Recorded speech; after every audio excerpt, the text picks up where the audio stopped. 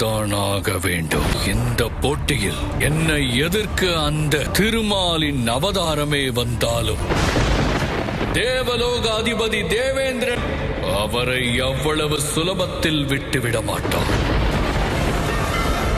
நான் சத்தியம் செய்கின்றேன், அனுமனின் அம்மாவை தேடும் வழியினை நான் தெரிந்து கொள்வேன். அவனுடைய துயரத்தை நான் தீர்த்து வைப்பேன்.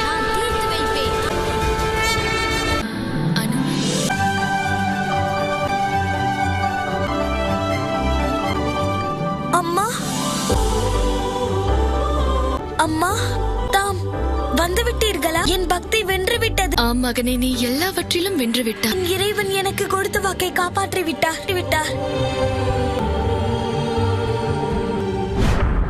அனுமன்,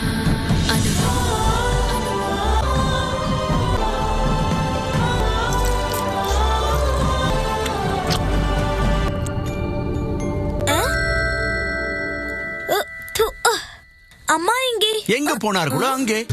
என்னையா நீ? இப்பொழுதுதானே அரண்மனையில் எல்லோருடன் அமர்ந்து வயிறு நிறைய சாப்பிட்டு வந்தாய். அதற்குள் பசி வந்து விட்டதா? நீ சரிவர சாப்பிடவில்லையா? உறக்கத்தில் நீ உளறி கொண்டிருந்தாய். லட்டு, பாயசம், ஏதேதோ கூறி கொண்டிருந்தாய். உனக்கு கொடுக்க என்னிடத்தில் இங்கு எதுவும் இல்லை. நான் எதை தருவேன்? யோசித்து பார்த்தால் வழி தெரியவில்லை. சரி, இலையை தரலாம் என்று தந்தேன். நன்றாக இருந்ததா? சிவானந்தையா, நான் உணவை பற்றி சொல்லவில்லை. என் அம்மாவின் நினைவு என்னை வாட்டுகிறது. நீங்களோ என்னை ஏளனம் செய்து கொண்டிருக்கிறீர்கள். என் வேதனையை புரிந்து கொள்ள இங்கு ஒருவர் கூட கிடையாது. என்று நான் அவர்கள் கையால் உணவருந்துவேன், என்று நான் அவர்கள் மடியில் படுத்துறங்குவேன். இல்லை, நம்ப மாட்டேன். என்னை பற்றி சொல்லும் பொழுது தவறாக சொல்லி இருப்பீர்கள். அனுமன் வந்திருக்கிறான் என்று சொல்லுங்கள். நிச்சயமாக என்னுடைய ராமர் என்னை சந்திப்பார். நான் தவறாக சொல்லவும் இல்லை, உன்னிடம் பொய்யும் கூறவில்லை. அவர் உன்னை சந்திக்க முடியாது என்று சொன்னதுதான் உண்மை.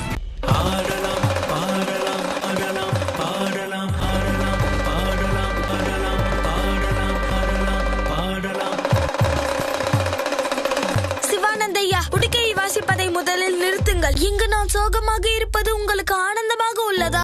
அதெல்லாம் எதுவும் இல்லை. துக்கத்தோடு இருக்கும் பொழுது எனக்கு ஆனந்தத்தை தருமா?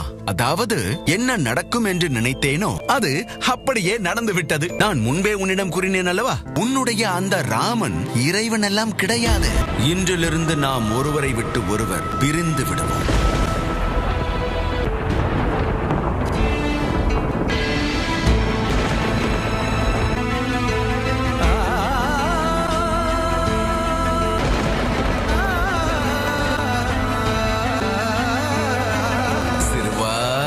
இந்த உணவு உனக்குத்தான். சிவானந்தையா, இந்த இரவை என்னால் என் வாழ்க்கையில் மறக்கவே முடியாது. இந்த வேள்வி தொடரும் பிரபு.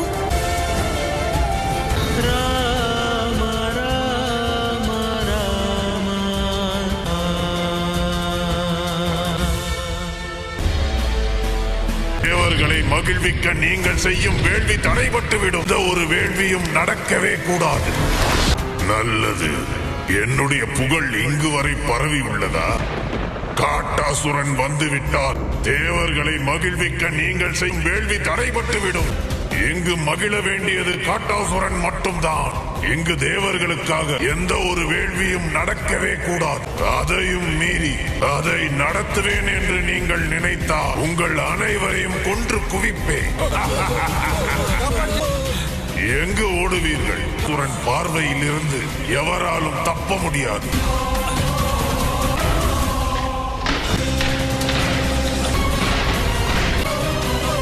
நினைவிருக்கட்டும், யாராவது வேள்வி நடத்த முயற்சி செய்தால் இந்த பொருட்களின் நிலைமைதான் உங்களுக்கும்.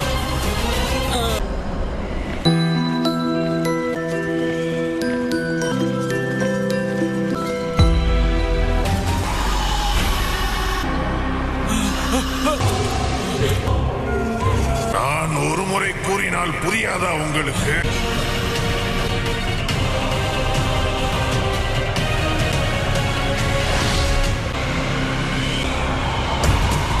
இளவரசே, இளவரசே, ராமா, ராமா, நான் எல்லா இடமும் தேடினேன். அவர் எங்கு போனார் என்று தெரியவில்லை. என்ன, என் ராமன் காணவில்லையா? ராமா, அக்கா எதுவும் ஆகவில்லையே. சுமித்ரா, அக்காவை உள்ளே அழைத்து செல். வாருங்கள் அக்கா. வந்திருக்கும் ஆபத்து ராமனுக்கல்ல, நம் அயோத்திக்கு. வீரர்களே, இப்பொழுதே இந்த நொடியே நம் படைகள் அனைத்தையும் ஒன்று திரட்டி குருதேவரின் குடிலுக்கு அனுப்பி வையுங்கள். தூதுவன் ஒருவனை உடனே காசிக்கு அனுப்புங்கள். மன்னர் தசரதர் அவர்களுக்கு இந்த செய்தியை உடனடியாக தெரிவித்து விடுங்கள். அம்மா, வீரர்களோடு குடிலுக்கு செல்ல எனக்கு அனுமதி கொடுங்க. போகக்கூடாது. நீ ஏன் அங்கு செல்கிறாய்?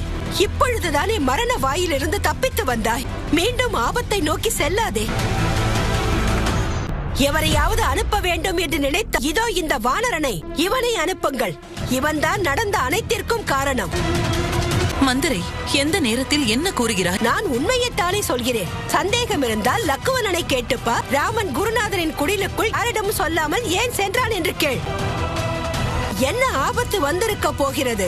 லக்வனா, அம்மா, நான் குருவின் குடிலுக்கு அனுமனின் அம்மாவை அழைத்து வரும் வழியை தெரிந்து கொள்ள சென்றார். நான் கூறியது சரியாகி விட்டதா? அனைத்திற்கும் இவன்தான் காரணம். அம்மா சொல்வது போல் இங்கு நடந்தவைகளுக்கு இவன்தான் காரணம். சுந்தரை அம்மா என்ன கூறினார்களோ அதன்படி செய்வதுதான் நல்லது. இன்னும் ஏன் வேடிக்கை பார்த்து கொண்டிருக்கிறீர்கள்? அவனை அழைத்துச் சென்று சிறைச்சாலையில் போடுங்கள். எல்லாரும் நில்லுங்கள்.